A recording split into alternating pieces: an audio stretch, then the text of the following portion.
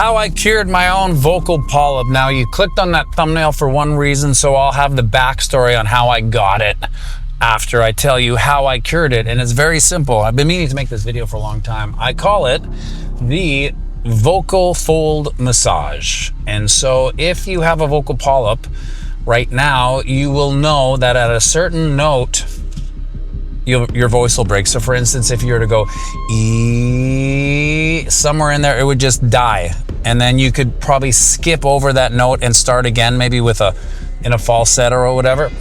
So you have to first off find that break. And when you find that break, what I did was I took the interval right underneath it. So let's just say, for instance, the break was E, and then E right there, it kind of broke. I would take the interval right underneath it, and I would do what is called a vocal massage fold. And I'm gonna do a visual first. If you can imagine your vocal folds as these two little, folds, and by saying sounds like E and Ah, if you see my mouth, E, Ah, you're basically doing that with your vocal folds. And so what this does, in my theory, in which cured my vocal polyp, it massages the vocal polyp out. Not nodule, that's a different thing. If you have a vocal nodule, this video is not for you. Vocal polyp. And it massages the polyp out of the vocal fold. And this is how I do it. I use the vowel E, which is really thin, and then I send it through my nose. So I do this. Ing. Can you hear that? Ing. So it's two versions of E. And then when I'm done the E through my nose, I send it back to the E. So I go Ing, E. And after that, I turn it into an Ah. So I'm going Ing, Ah. So this is how it sounds.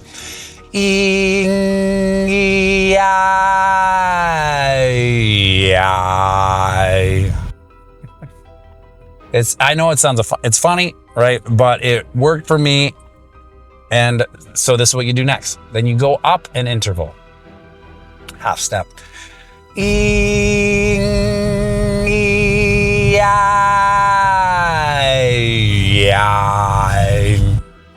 So you're stretching it, and you're putting it out, and you're taking it down, and you're stretching it at the bottom. Then you go up again.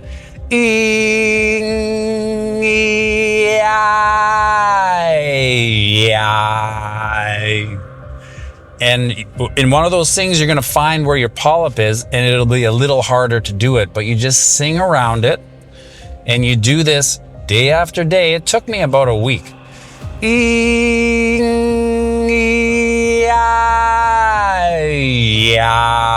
I generally go to as high as I can, because for me, my polyp was in the lower aspect of my voice. It was about here.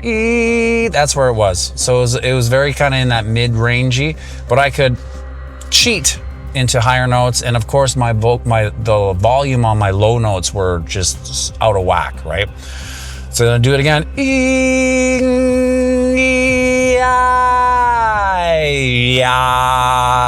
And then when you can do two octaves, do two octaves. I don't know if I can here, but we'll see.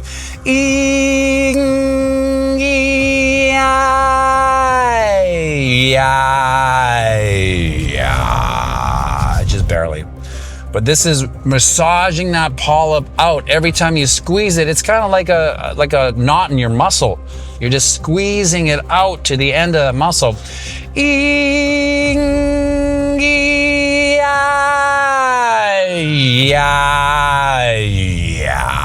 It's that easy. I don't do anything but. I did that for a week.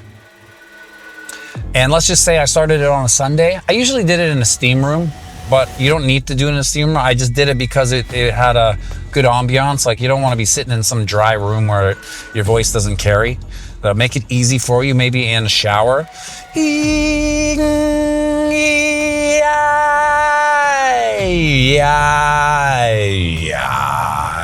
And now, basically the top of my range is kind of D on a good night, but I would try to get there.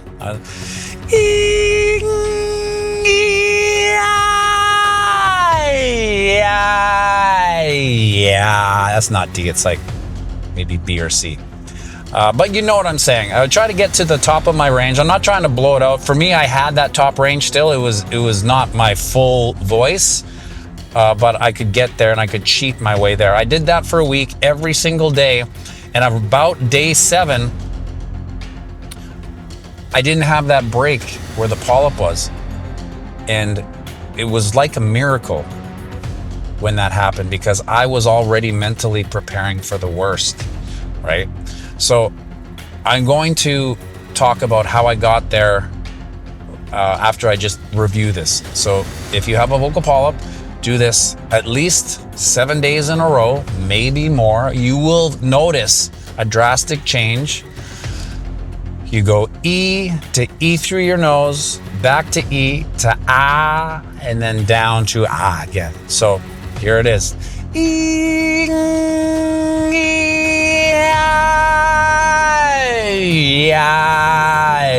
yeah, if you can do 2 octaves. And that's it. That's what cured me of my vocal polyp.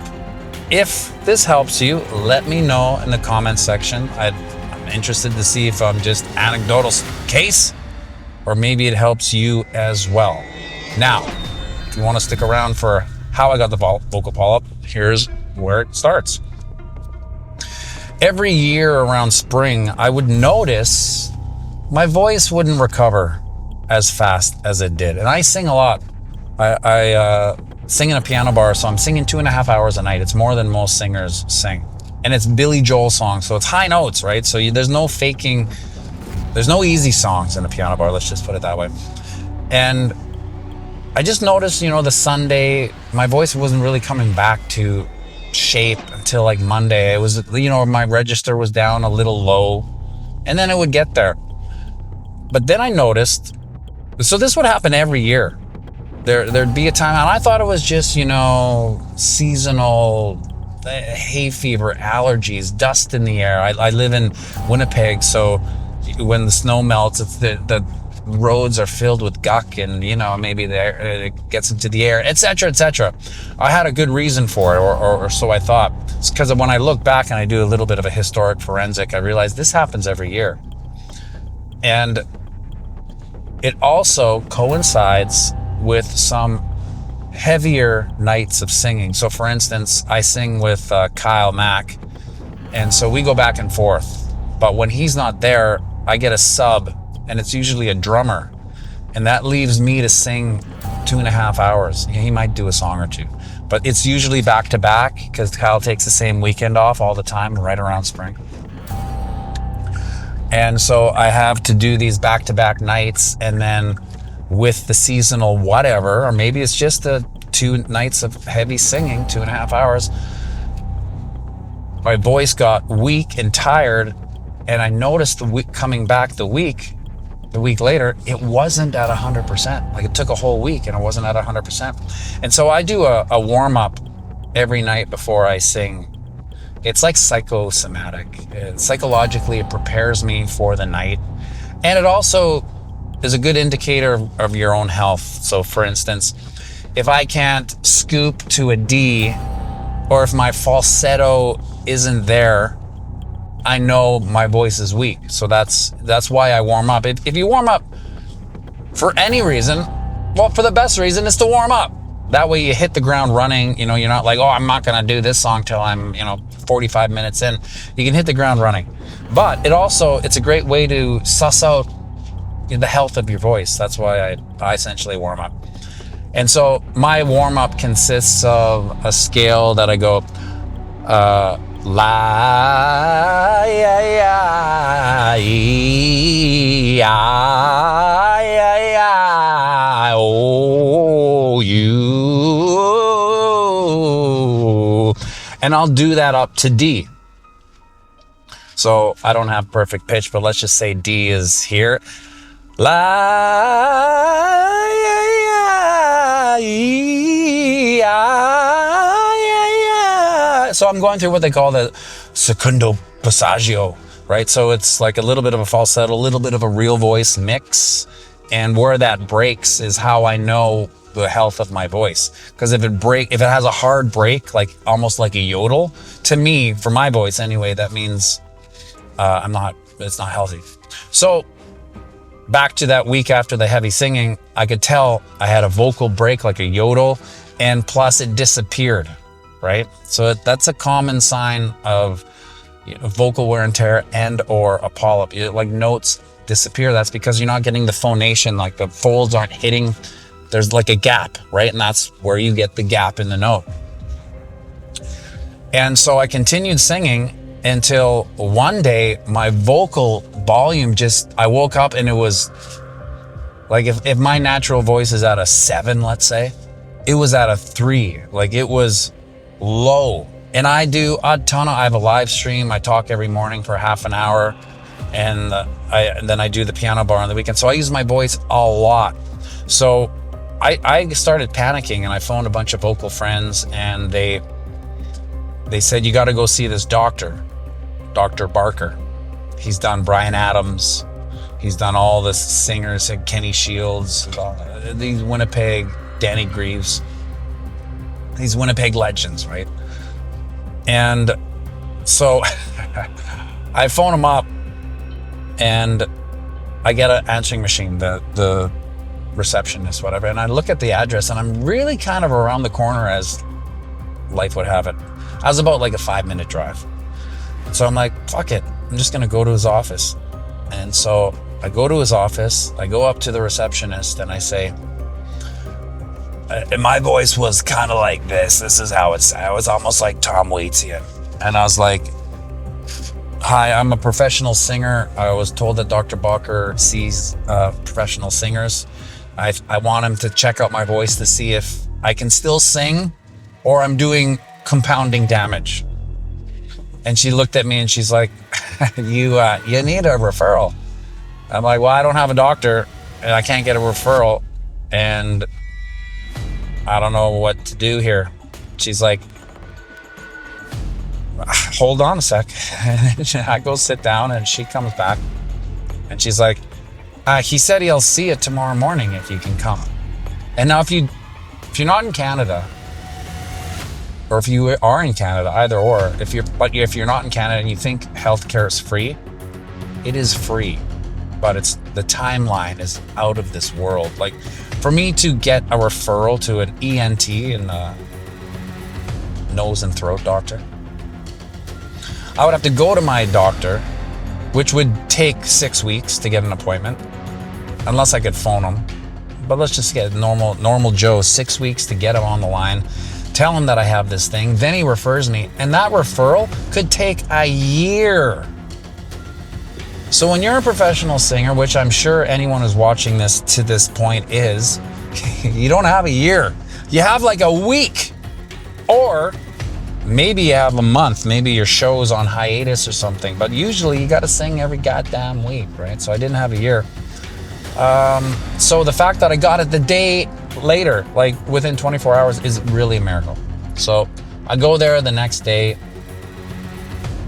and he takes me in, and he's like, well, let's scope you up. I told him I think a vocal polyp or something, or a nodule. I thought it was a nodule at that point. Whoa. And he scopes me, and if you've ever had a scope, it's one of the most uncomfortable things. I've never had a up the other end, thank God, but this going through your nose, down your throat, hitting almost like the gag reflex of sorts, and he sticks it down there. He's got a camera, and he tells you to go say ee, and you go ee, and he's like, yeah, you got a vocal polyp. And he took a picture of it and he showed me, and I'm like, so what do I do here? And he's like, well, I mean, you can go see a speech pathologist, and she can, maybe do some things for you, but essentially we'll probably have to have it removed by laser surgery.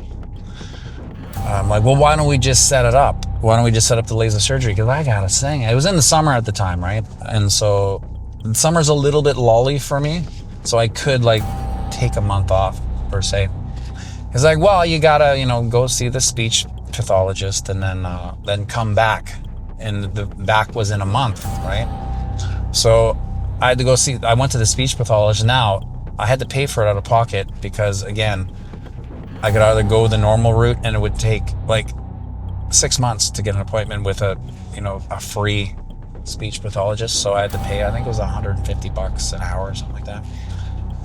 And I went to her twice. The one time she recorded me to get like a baseline. I wish I had that recording actually, because it was unbelievable.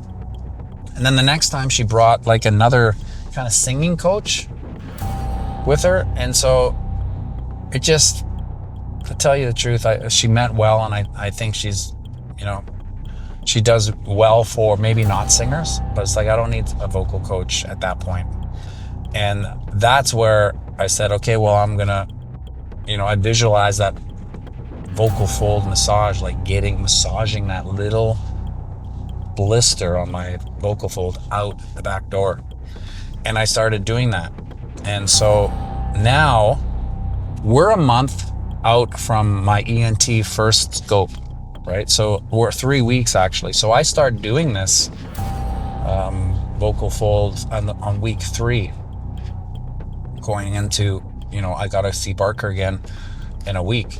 And so this is where it's so funny. That day that I went to see Barker, 7 days later after my vocal fold massage therapy that I invented, and that's when my voice, I woke up and it was like, oh my God, something drastically crazy changed here. And so I went to the appointment and I walk into Dr. Barker's office and I'm going, you're not gonna believe this, but I think the vocal polyp's gone. And he's like, all right, well, let's scope you up. I'm like, damn it, I forgot about that scope. I didn't bargain for this. And so I'm like, oh, I'm here. Let's do the scope. So down it goes, down to the throat. And he goes, say, E. And I went, E. And he's like, yeah, it's gone. And I was like, he takes it out and I look at him, I go, what the fuck? He's like, well, I don't know what to tell you. I'm like, it's gone. I think we should be very appreciative of it being gone. He's like, I've never seen it go away. I've always done laser therapy. And the fact that it's a month is even a little bit more crazy in my history of being an ENT. And I'm like, okay, well, that's great. And I walked out of his office, and you have to understand, for me, as a professional singer, I also do the YouTube channel. I do live streams about Bitcoin every day. I've used my voice all my life. I was mentally preparing for like, what the fuck am I gonna do here if I don't have a voice? I was like, can I sing like Tom Waits? Maybe. Not really at a piano bar, because you don't have that scope of range to do all the Billy Joel songs. That's Tom Waits. So long story short, that's what happened to the vocal polyp.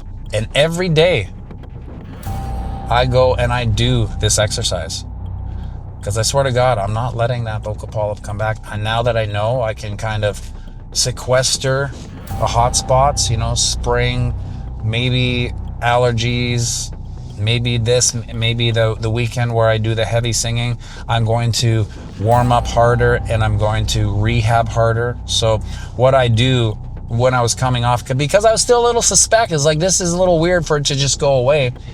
Every time I'd sing the next day, straight into the steam, and I'd just test. Yeah.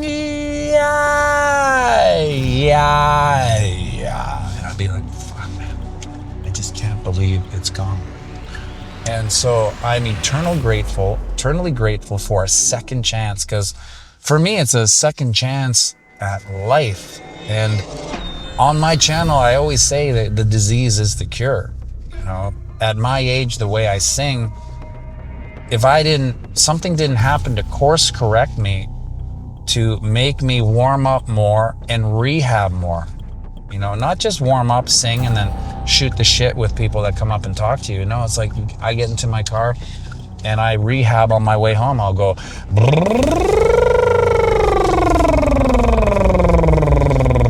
all the way home. It's not fun. I'd rather be listening to something. But I just know when you're given a second chance, God damn it, you take it.